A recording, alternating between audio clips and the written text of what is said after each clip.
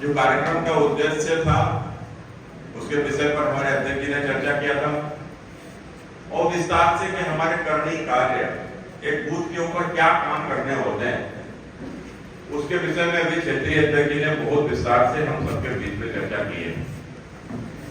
कि बूथ प्रभारी की नियुक्ति का कारण क्या है, हमेशा से हम लोग करते आए हैं, ऐसा नहीं है कि ये कोई पहली बार नहीं हो रही है।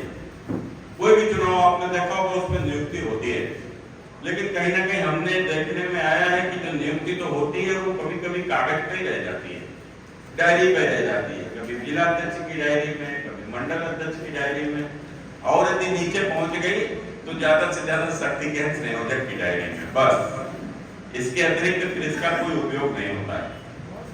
लेकिन जैसा कि अभी हमारे अध्यक्ष ने कहा कि अगर हम माइक्रो मैनेजमेंट करना है, माइक्रो मैनेजमेंट यदि हमने अपने प्रयास से हमने अगर हमारे बूथ पर यदि 15-20 मतों का भी यदि हमने फेरबदल कर दिया, मसलन अपने 15-20 बढ़ा लिए और दूसरे के 15-20 घटा दिए, तो अब सोचो कि अपने पूरी अगर विधानसभा को अगर हम जोड़ें तो यहाँ के ऊपर 384 बूथ हैं। और यदि हमारे 200 कार्यकर्ताओं ने भी, जिम्मेदार कार्यकर्ताओं ने इस प्रकार का कार्य कर दिया, तो सोचो कितना बड़ा अंतर आखिरी में पड़ने वाला है टोटल में। तो ये अंतर इतना बड़ा होता है कि कभी कभी जो है कि दूसरा वाला हमारे आसपास भी नहीं आता, उससे बहुत आगे निकल जाते हैं। और रसूलाबाद तो वैसे भी आप सबने देखा कि जो पिछली बार 2019 में जो मैच हुआ था उसमें मैच में मैन ऑफ द मैच तो छोड़ो, मैन ऑफ द सीरीज है रसूलाबाद। ये कन्नौज की विजय का तिलक लगाने का जो सबसे बड़ा सौभाग्य है वो निश्चित रूप से रसूलाबाद को ही प्राप्त हुआ है। तो ये हमारी उपजाऊ भूमि है। और 2024 का जो चुनाव है मित्रों, इस चुनाव को कोई हल्के में नहीं ले सकता। ये चुनाव बहुत महत्वपूर्ण चुनाव है। यदि सीधी भाषा में बोले तो ये पानीपत का चुनाव है। अब देखो जिस तरीके का एक वैश्विक माहौल बन रहा है, आज देश का जो माहौल बन रहा है, आप देख रहे होंगे कि प्रधानमंत्री श्री नरेंद्र मोदी जी का विरोध करते करते करते विपक्ष कितनी नीचता तक चला गया है।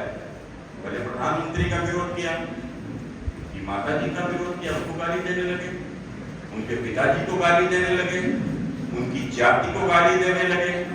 कभी आपने सुना होगा कि भारत के प्रधानमंत्री के लिए किसी ने इस प्रकार का नारा लगाया हो कि मोदी तेरी कब्र खुदेगी, मोदी तेरी कब्र खुदेगी। और तो और आपने देखा होगा कि विरोध करते करते करते वो कहां तक पहुंच गए कि मोदी का विरोध करते करते वो भारत का भी विरोध करने लगे।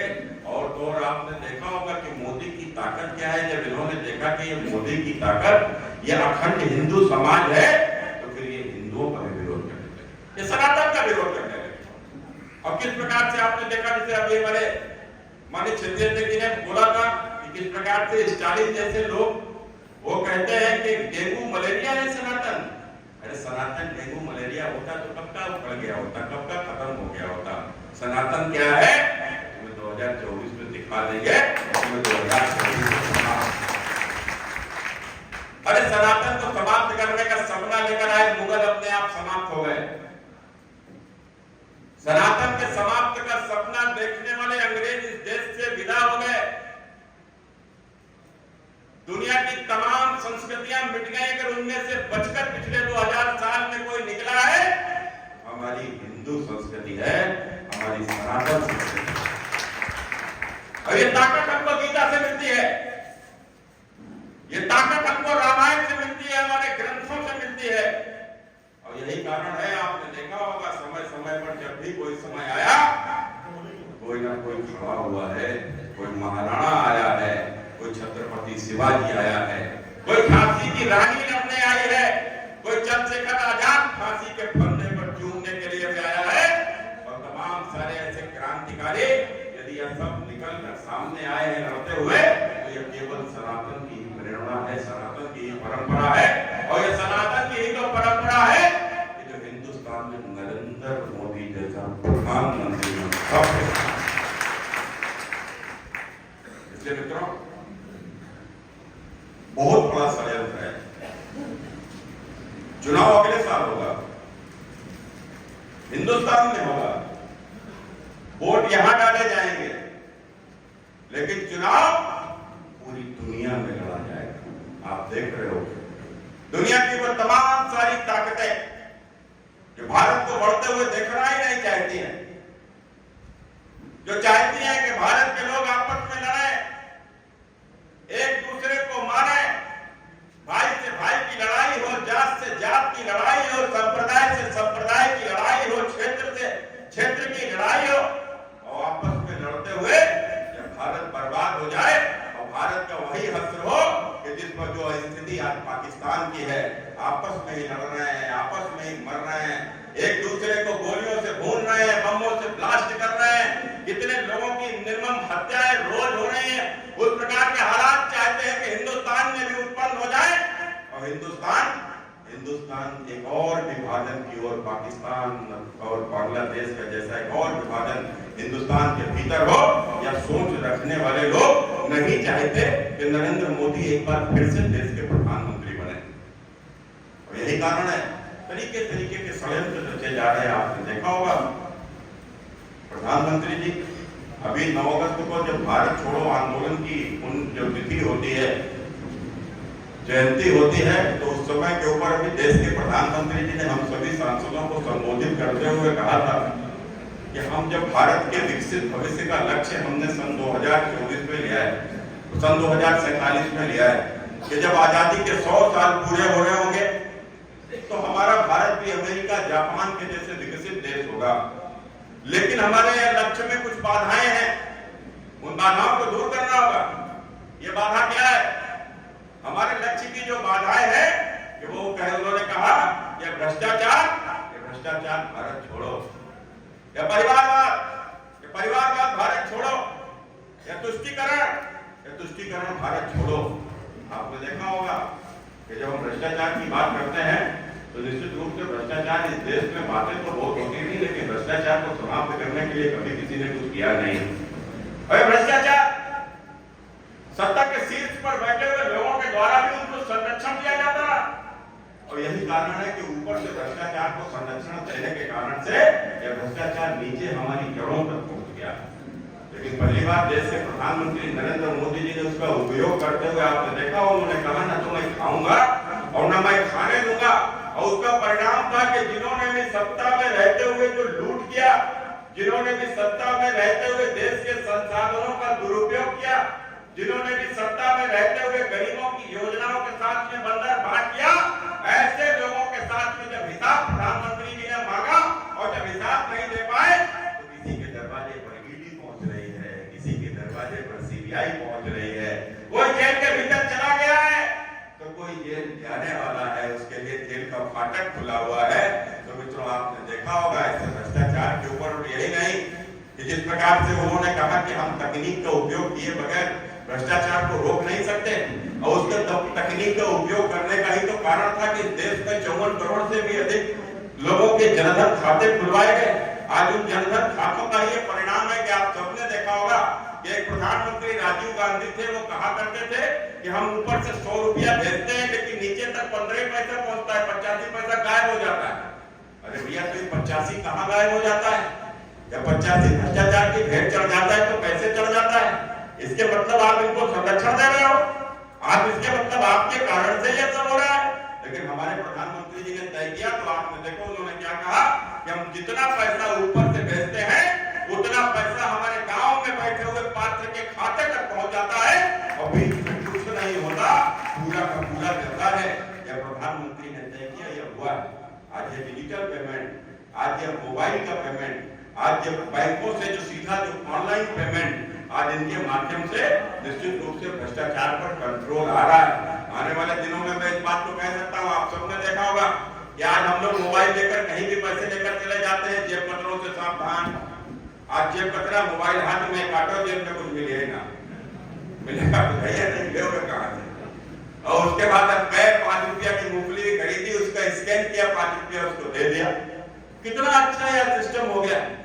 और इसके कारण से आने वाले दिनों में आप देखो धीरे धीरे 95%, 90% जब पेमेंट इसका पूरी तरीके से होने लगेगा, और जब यह जो नकदी का चलन धीरे धीरे कम हो जाएगा, तो आप बताओ भैया हम किसी काम के लिए जाएंगे और वो सामने वाला हमसे कहेगा 5,000 रुपया रिश्वत दो, हम कहेंगे तुरंत ले लो मोबाइल के द्वारा, कहेगा हाथ जोड़ के जाओ भैया जाओ, ऐसे समाप्त होगा। बगैर तकनीक के उपयोग के भ्रष्टाचार समाप्त हो नहीं सकता। और भ्रष्टाचार के ऊपर कड़ा अंकुश लगाकर, कड़ा जो भी भ्रष्टाचारियों को कड़ा दंड देने के बाद में कम से कम ये संदेश जाए कि इस देश के संसाधन को कोई लूट नहीं सकता है, गरीबों के साथ में कोई अन्याय कर नहीं सकता है, और करने भी नहीं देंगे। मित्रों, उन्होंने भ्रष्टाचार पर पहली चोट की और कहा कि भ्रष्टाचार भारत छोड़ो। और दूसरा प्रधानमंत्री जी जब कहते हैं कि परिवारवाद भारत छोड़ो, मुझे बड़ा उत्साह आता है। मुझे क्यों उत्साह आता है? मुझे उत्साह इसलिए आता है कि एक व्यक्ति 25 साल की उम्र में ऑस्ट्रेलिया से पढ़कर आता है, वो कभी यहाँ के ऊपर गरीब लोगों के साथ में पढ़ा नहीं है, न रसूलाबाद के किसी विद्यालय में पढ़ा है, न कन्नौज के किसी विद्यालय में पढ़ा है, यहाँ के इंटर कॉलेजों में भी नहीं पढ़ा है, यहाँ के डिग्री कॉलेजों में भी नहीं पढ़ा है। जो उसके साथी कम से कम यहाँ के गरीबों के बच्चे आते और किस प्रकार से वो विद्यालय में पढ़ने आ रहे हैं, किस प्रकार से शिक्षा ग्रहण कर रहे हैं, उसके संकट को समझे होते तो बात अलग थी। वो अभी नहीं जाने, वो तो ऑस्ट्रेलिया में रहकर दुनिया भर के बड़े लोगों के बच्चों के साथ में पढ़ते थे और हिंदुस्तान आ गए और बगैर कोई संघर्ष किए, बगैर कोई तपस्या किए और आकर कन्नौज से सांसद बन गए, इसलिए कि भैया मुलायम सिंह जी के बेटे थे, उनके पिताजी मुख्यमंत्री थे। एक घर की साधारण महिला जो घर में काम करती है हमारे आपकी महिलाओं के तरीके से, और आती है बगैर कोई संघर्ष किए, कभी कहीं के कलेक्ट्रेट में जाकर, किसी तहसील में जाकर, किसी थाने में जाकर किसी की समस्या को लेकर कभी कोई निराकरण कराने का प्रयास भी नहीं किया और कन्नौज से आकर सांसद बन गई। कारण राकेश यादव की पत्नी है, लेकिन मेरे जैसा आदमी 2009 में लड़ा, 2014 में लड़ा और सारे कर्म हो गए, कुछ बकाया नहीं रहा, कुछ साके कुछ बकाया रहा और बस केवल जीवित है, यही बकाया रहा कि हत्या नहीं हुई, बाकी सब कर्म हो गए। और उसके बाद संघर्ष करते करते तब जाकर सांसद बना। मित्रों, कारण क्या था? कारण यह था कि आप सबके बीच से निकल कर आया हूं। पार्टी का एक साधारण कार्यकर्ता था, एक साधारण परिवार से, कोई नेता परिवार से नहीं आया हूं। मेरे पिताजी, अरे मैंने तो छोड़ो किसी मोबाइल के सभासद भी कभी नहीं रहे, एक साधारण व्यापारी परिवार से निकल कर आया, काम करते हुए, संघर्ष करते हुए यहाँ तक पहुंचा हूं। मित्रों, इसलिए ये देश में परिवारवाद संकट है। नेहरू के बाद इंदिरा के बाद राजीव के बाद सोनिया के बाद राहुल, अब राहुल के बाद बार बार राहुल, 11 बार फेल हो चुके हैं, फिर राहुल, बार राहुल, और राहुल के बाद अब तो 50 करासे कर गए हैं, अभी तक शादी हुई नहीं, मांगे भगवान मंडी के होगी भी तो क्या होगा। चलो भाई, हो गई तो राहुल के बच्चे और ना हुई तो तय है प्रियंका के बच्चे, इसके अलावा कोई नहीं आने वाला। किसी का उम्मीद ही मत करो। और समाजवादी पार्टी में आप तो सब देखे ही होंगे, लोहिया के समाजवाद के नाम पर बनी हुई पार्टी, समाजवाद, सारे लोग बराबर, सबके बात करने वाले समाजवाद, लोहिया के नाम पर बनी हुई समाजवादी पार्टी जब सत्ता में पहुंची तो हो गई जातिवादी। फिर इनको कुछ नहीं दिखा, केवल जाति दिखी, और उसमें भी जब आई बारी कमाने की तो जातिवादी हो गए परिवारवादी। आपने देखा होगा, बेटा मुख्यमंत्री, भाई कैबिनेट मंत्री, एक भाई राज्यसभा में सांसद, दूसरा भाई लोकसभा में सांसद, बहू सांसद, नाती पोता सांसद। और मैंने अपने तो आसपास के लोग मजाक में कहने लगे थे कि अब की तो घर में लगा थे गईयों भैंसियों के नंबर विधायक बन रहे, विधायक गैया भैंसिया ना बनने लगे, कहने लगे थे लोग। तो मैंने वहां के ऊपर भी फिर जात नहीं दिखी, फिर तो परिवार ही दिखा। जब लूटने की बारी आई तो केवल परिवार की याद आई, और उसके बाद अब बारी आई सत्ता हस्तांतरण की। जब सत्ता हस्तांतरण की बारी आई तो फिर कौन दिखा? तो जीवन भर समर्पित रहा भाई भी नहीं दिखा, फिर तो बाप के बाद बारी बेटे की आई। मैंने वहां के ऊपर तो शिवपाल को भी निकाल कर बाहर फेंक दिया। शिवपाल के लिए भी स्थान नहीं, वहां मुलायम सिंह के बाद फिर अखिलेश को जाना है, और अखिलेश के बाद ये चाहे जितने समाजवादी जय अखिलेश करते घूमते रहे, वो जीवन भर घूमते ही रहेंगे। लेकिन बारी किसकी आएगी? बारी जब योग्य हो जाएगा और अखिलेश जब शिथिल हो जाएंगे तो अर्जुन की ही आएगी, बाकी किसी की नहीं आने वाली, किसी की नहीं आने वाली। लेकिन मैं भारतीय जनता पार्टी के लिए मैं बात कहता हूँ ना, तो मैं एक बात कहता हूँ, मैं व्यापारी परिवार से आता हूँ, आप सभी को मालूम है। और जब भी कोई नौजवान कार्यकर्ता मेरे पास आता है और मुझसे कहता है कि भैया, ज्यादातर छोटे भाई मेरे मुझको दादा ही बोलते हैं, जो भी कार्यकर्ता है वो भी, तो बोले दादा क्या हमारी पापा से बात हुई गई, पापा 25 लाख को इंतजाम कर लिए, हमें कौन नौकरी लगवाई दो। पगला होगा, मतलब प्यार में उससे, हमने पगला हो क्या, तुम 25 लाख से नौकरी करोगे, तुमको क्या मिलेगा? क्या मिलेगा भाई? 30,000, 35,000, 40,000, इससे ज्यादा तो कोई सैलरी मिलने वाली नहीं है।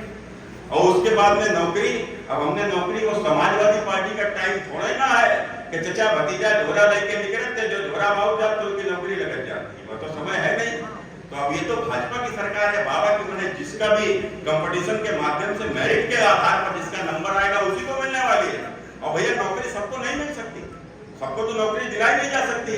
तो इसलिए आप रोजगार की तरफ ध्यान दो, और रोजगार की तरफ इसलिए ध्यान दो आप अपना बिजनेस करो। बोलने भैया संविदा पे लग बात हो, हमने क्यों संविदा पे जाएगा? जब तुम्हारे पास सक्षम हो, तुम तमाम सारे रोजगार के अवसर सरकार उपलब्ध करा रही है, तमाम सारी ट्रेनिंग दे रही है, तमाम सारे व्यवसाय हैं, आप ट्रेनिंग करो, व्यापार करो। और जब आप व्यापार करते हो ना तो उसका क्या लाभ होता है? आप जब नौकरी करते हो तो पूरे जीवन दूसरे के लिए करते हो। आपने किसी भी 100 करोड़ की कंपनी में नौकरी करना शुरू करोगे, पूरे जीवन मेहनत करोगे उसको बढ़ाने में, वो कंपनी 1000 करोड़ की हो जाएगी, लेकिन आपको क्या मिलने वाला है?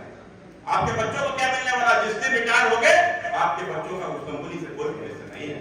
वो तो तभी उस कंपनी में शामिल होगा जब उस कंपनी के दिए हुए नियमों को वो पालन करके वहां के ऊपर उसका टेस्ट और उसका इंटरव्यू में पास होकर जाएगा, तो ही उस कंपनी में जा पाएगा, नहीं तो उसको कुछ भी हासिल होने वाला नहीं है। और यही कारण है मैंने कहा, लेकिन यदि तुम मेरी दुकान भी एक छोटी सी रख लोगे और अपनी मेहनत करते जाओगे, अपने व्यवहार को बढ़ाते जाओगे, लोगों से अच्छा रिस्पांस दोगे, तो एक दिन तुम्हारी दुकान भी बड़ी हो जाएगी। और जिस दिन तुम शिथिल होगे, तुम्हारे बाद में तुम्हारे बच्चों के काम आएगी। यही तो है। मेरे यहाँ कर मेरी शिक्षा की बात करो तो मैं बहुत अधिक शिक्षित नहीं हूँ, साधारण शिक्षा है, मैंने ग्रेजुएशन किया हुआ है। तो यदि ग्रेजुएशन किए हुए लोगों की आज अगर बात करो तो क्या स्थिति है? 5-7 हजार रुपए की भी नौकरी कहीं मिलती नहीं है। तो ऐसे ग्रेजुएशन का कोई मतलब नहीं है। लेकिन उसके बावजूद भी आप देखो, क्योंकि मेरे घर में व्यापार था, मेरे बाबा ने पूरे जीवन उस बिजनेस को, पर बाबा ने जो स्टार्ट किया था 1911 में, पूरे जीवन उन्होंने काम किया। उसके बाद पूरे जीवन मेरे बाबा ने मेहनत किया, बाबा के बाद पूरे जीवन मेरे पिताजी ने मेहनत किया, और उनके बाद में हम लोग मेहनत कर रहे हैं। और इसके बाद में यही कारण है मित्रों कि पिता की हुई मेहनत का लाभ आज हमको मिला है, और मैंने की हुई मेहनत का लाभ मेरे बच्चों को मिलेगा। उसी प्रकार से पार्टी में भी मित्रों, मेरे बाबा भारतीय जनता पार्टी के कार्यकर्ता थे। पूरे जीवन उन्होंने पार्टी के लिए काम किया, और जब वो उनकी उम्र सक्षम नहीं रही, उसके बाद मेरे चाचा लोगों ने काम किया, और चाचा के बाद में फिर हम लोगों ने काम किया। बाबा नहीं बने, चाचा नहीं बने, लेकिन मैं सांसद बन गया। और इसी प्रकार से आप सबसे कहता हूं कि हो सकता है आज आप भारतीय जनता पार्टी के कार्यकर्ता हैं, आपको मौका नहीं मिलेगा, आपके बेटे को मिलेगा, आपके बेटे को नहीं मिलेगा, पोते को मिलेगा, क्योंकि यहाँ तो रास्ता तो कम से कम खुला हुआ है, बाकी जगह तो कुछ नहीं होने वाला। आप पूरे जीवन काम करोगे तो किसके लिए करोगे? समाजवादी पार्टी के लिए, माने सभी परिवार के लिए, कांग्रेस पार्टी के लिए, माने केवल गांधी परिवार के लिए। लेकिन भारतीय जनता पार्टी में हम किसके लिए काम करते हैं? हम अपने लिए काम नहीं करते, हम अपने देश के लिए काम करते हैं, हम अपने भविष्य के लिए काम करते हैं, हम अपने बच्चों के भविष्य के लिए काम करते हैं। और यही पार्टी एक ऐसी पार्टी है जहाँ के ऊपर हमारे आपके बीच का बैठा हुआ कोई भी व्यक्ति, चाहे वो किसी भी जाति में हो, चाहे वो किसी भी छोटी जात, मतलब छोटी संख्या की जात में पैदा हुआ हो, अथवा बड़ी संख्या की जात में पैदा हुआ हो, वो काम करते हुए अपने कार्य की ताकत के ऊपर एक दिन इस देश के शीर्ष पदों तक भी पहुंच सकता है। मित्रों, एक नहीं अनेकों उदाहरण हमारे सामने है।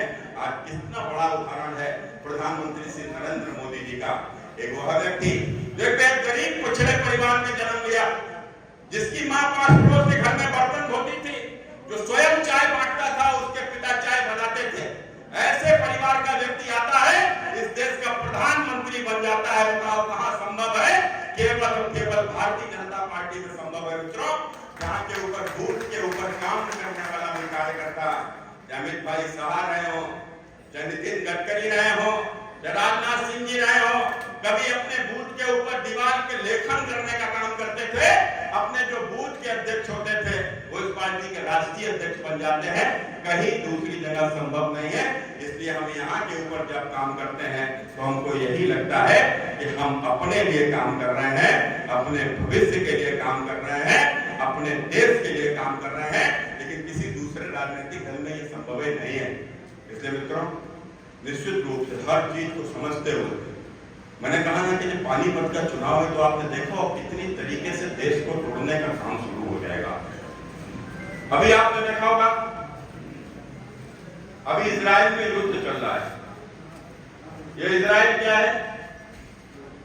इजराइल में जिस दिन आपने देखा होगा कि एक दिन सुबह फिलिस्तीन के हमास आतंकवादी, इस्लामिक कट्टरपंथी, और इस उद्देश्य के साथ में कि इजराइल में भी इस्लामिक शासन लागू करना है, इस उद्देश्य के साथ में वहां के ऊपर वर्षों से झगड़ा कर रहे हैं। अभी उस दिन भी इजराइल के भीतर घुस गए और घुसकर किस प्रकार से वहां के ऊपर निर्दोषों को मारने का काम किया, उनको जो है उनको निहत्थे लोगों को, वहां के नागरिकों की हत्या करने का काम किया। छोटे छोटे 1-1, 1.5-2 साल के बच्चों को मुर्गे के पिंजरे तक में बंद कर दिया। हम सबने मित्रों सोशल मीडिया पे तस्वीरें देखी होंगी किस प्रकार से महिलाओं को अपमानित किया, उनको दंगा करके, बलात्कार करके उनकी हत्या तक कर दी गई। मित्रों, हम सब ने सब सोशल मीडिया पर देखा होगा। हमें गर्व है भारत के सबसे प्रधानमंत्री जी के ऊपर कि जिन्होंने तत्काल 1 घंटा भी नहीं बीता और 1 घंटे के भीतर ही उन्होंने घोषणा कर दी कि हम आतंक के खिलाफ इजराइल के साथ खड़े हुए हैं। मित्रों, इजराइल के साथ खड़े हुए हैं। किसी का मुंह नहीं देखा कि अमेरिका क्या कह रहा है, ब्रिटेन क्या कह रहा है, किसी का मुंह नहीं देखा और सीधे सीधे घोषणा कर दी। लेकिन उसके दूसरी ओर भी आपने देखा होगा, हिंदुस्तान के तमाम सारे राजनीतिक दल, विपक्षी सब नंगे हो गए और कांग्रेस तो किस प्रकार से नंगे होकर नाचने लगी, वो फिलिस्तीन का समर्थन करने लगी। मैं स्पष्ट रूप से यह बात कहता हूं, यह कांग्रेस का जो समर्थन, जो फिलिस्तीनी आतंकवादियों का समर्थन जो कांग्रेस ने किया है, यह कांग्रेस ने, इनको फिलिस्तीन की चिंता नहीं है, इनको फिलिस्तीन के नागरिकों की भी चिंता नहीं है, इनको चिंता है हिंदुस्तान में बैठे उन गद्दारों की जो इस्लामिक आतंक को समर्थन करते हैं। मित्रों, यह हमको पहचानना होगा और नीचे तक लोगों को पहचानना होगा। क्या हो रहा है ये सोशल मीडिया का युग है, आज हमारे सब सामने आ जाता है। न तो सोचो मित्रों, 90 में क्या कश्मीर के भीतर हुआ हमें तो मालूम ही नहीं था। 90 में जो कुछ भी हुआ था हमको पता ही नहीं था, केवल पढ़ लेते थे, केवल सुन लेते थे। लेकिन हमने जब कश्मीर फाइल्स मूवी आई और उस मूवी को हमने जब देखा, तब हमको ध्यान में आया कि हमारे ही देश में रहने वाले हमारे भाइयों ने कितने जुर्म झेले हैं, हमारी बहनों ने, बेटियों ने कितने अत्याचार झेले हैं। और जिन्होंने वो कश्मीर फाइल देखी वो आंसुओं से रोया है। मित्रों, आंसुओं से रोया है। यह सब अत्याचार हुए हैं, लेकिन आज सोशल मीडिया का युग है, हमारे सब सामने आ जाता है, सब कुछ हमको समझ में आ जाता है, सब कुछ हमको समझ में आ रहा है। या जो कुछ भी हो रहा है ना, आखिर इजराइल में एक तरफ इस प्रकार की घटना हो रही है और दूसरी ओर हमारे देश की कांग्रेस जैसी पार्टी, जिसने देश में वर्षों तक शासन किया और पीढ़ियों दर पीढ़ियों जिन्होंने शासन किया, वह आपने देखा होगा उस पार्टी के अध्यक्ष राहुल गांधी, उस पार्टी अध्यक्ष ही कह लो उन्हें, और क्या वो पार्टी के नेता राहुल गांधी अभी कह रहे थे पत्रकारों से, तुम्हारी जाति क्या है? अरे मूर्ख आदमी, पत्रकार की तो कोई ना कोई जाति होगी ही होगी, लेकिन पहले तू बता तेरी जाति क्या है। अबे तेरी जाति क्या है भाई?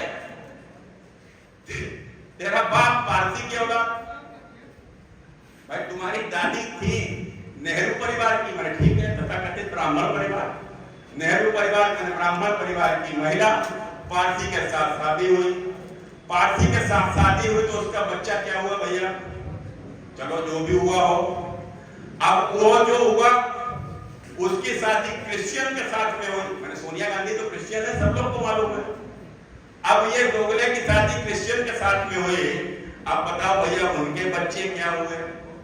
तो पहले तू अपनी तो जाति बता और अपनी जाति की संख्या बता, तब तू दूसरे की जात खोज। इस प्रकार के लोग मित्रों इस देश में हमको जातियों में बांटना चाहते हैं। देखा आपने बिहार में क्या हुआ? अभी बिहार में हुआ, वहां जाति गणना हुई, और जब जाति की गणना हुई तो उस जाति की गणना में सबके नाम लिखे गए, ब्राह्मण, ठाकुर, बनिया, लोधी, काची, पाल, कुमार, लुहार, नायक, जितनी भी जातियां हैं सबके नाम लिखे गए, और फिर उसके बाद उनकी संख्या लिखी गई। वहां विवाद है कि वो जानबूझ के उन्होंने इस प्रकार का कराया कि दूसरों की संख्या घटा दी, अपनी संख्या बढ़ा दी, लेकिन हम उस विवाद में नहीं जाते हैं। हम तो सीधे इस पर आते हैं कि आप जो देखो, जो उसमें लिखा हुआ था, एक जाति को 2%, कोई 1%, कोई 3%, कोई 4%, कोई 5%, कोई 6%, बहुत अधिकतम जाति जो थी वो वहां उन्होंने यादव बताई, उसकी संख्या बताई 14%। ठीक, 190 जातियां ऐसी हैं जिनकी संख्या 1% से भी कम है। अब दूसरी तरफ हुआ है अल्पसंख्यक। अल्पसंख्यक की आबादी कितनी? 17.7%, माने 17.7% अल्पसंख्यक है। अब अल्पसंख्यक में भी वहां के ऊपर अदर मुस्लिम जो अल्पसंख्यक हैं, माने सिख, बौद्ध, जैन, पारसी, ईसाई, जो अदर मुस्लिम अल्पसंख्यक हैं, इनकी आबादी बिहार में 1% से भी कम है। तो माने 17.7% अल्पसंख्यक में 17% मुसलमान। ठीक, अब भैया बताओ कौन सी जाति इनके बराबर है? वहां की जो सबसे बड़ी जाति है वह भी उनके बराबर नहीं है, क्योंकि 14% यादव जो सर्वाधिक है, और उनसे भी कहीं अधिक मुस्लिम वहां के ऊपर 17% है। अब बताओ, अब तो तुम कहते हो कि जिसकी जितनी भागीदारी उसकी उतनी हिस्सेदारी, तो क्या वहां के ऊपर नीतीश कुमार को हटा के किसी मुसलमान को मुख्यमंत्री बनाओगे? तो कभी नहीं बनाने वाले। दूसरा आप देखो, आप इसके साथ साथ देखो कि हमको तो जातियों में बांट दिया, ब्राह्मण 2%, ठाकुर 3%, फलाना 4%, ये लोधी इतने %, काची इतने %, हमको तो जातियों में बांट दिया। अब ठीक है, हमारी जातियां हैं, मानते हैं, तो भैया क्या मुसलमानों में जातियां नहीं है क्या?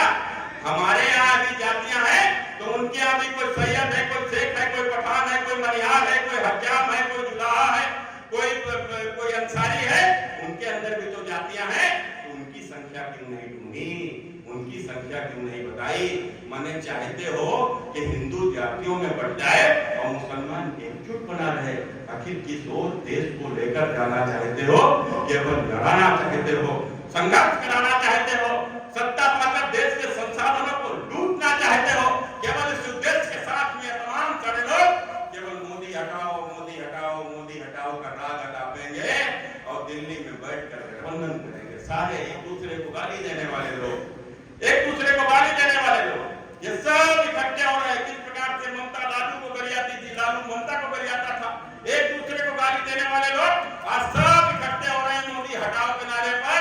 लेकिन इनको भी हम सबको मिलकर बताना है, तुम दिल्ली में टेबल के ऊपर बैठकर गठबंधन कर रहे हो, कुछ राजनीतिक दल, तो हम लोग बूथ पर बैठकर गठबंधन कर रहे हैं। तुम मोदी को हटाने के लिए कर रहे हो, हम मोदी को फिर से लाने के लिए कर रहे हैं। तुम दिल्ली में गठबंधन करोगे, हम बूथ पर बैठकर जातियों का आपस में गठबंधन करेंगे मित्रों, क्योंकि यह सब हम सब भाई हैं। अब भाई से भाई की लड़ाई हो ही नहीं सकती, कोई भाई से भाई की लड़ाई करा ही नहीं सकता, हम करने भी नहीं देंगे मित्रों। इसलिए सब जिम्मेदारी हम सब के कंधों के ऊपर है।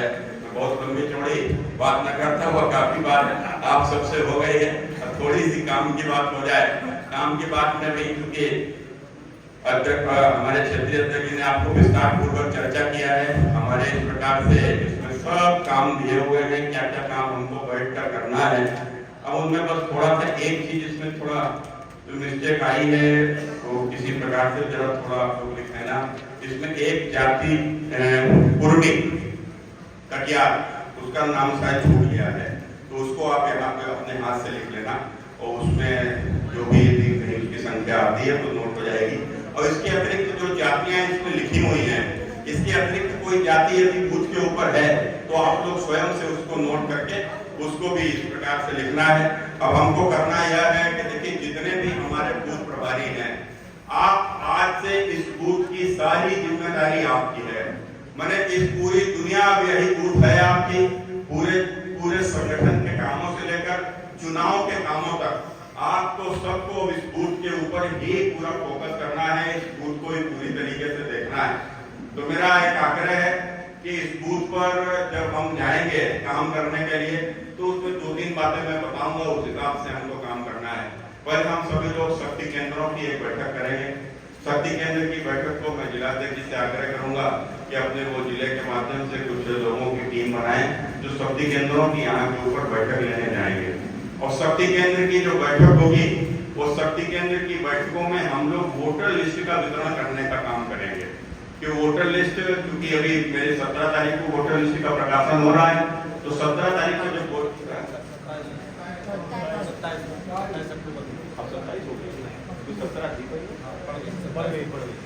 तो नई का काम करना, पुराने से मतलब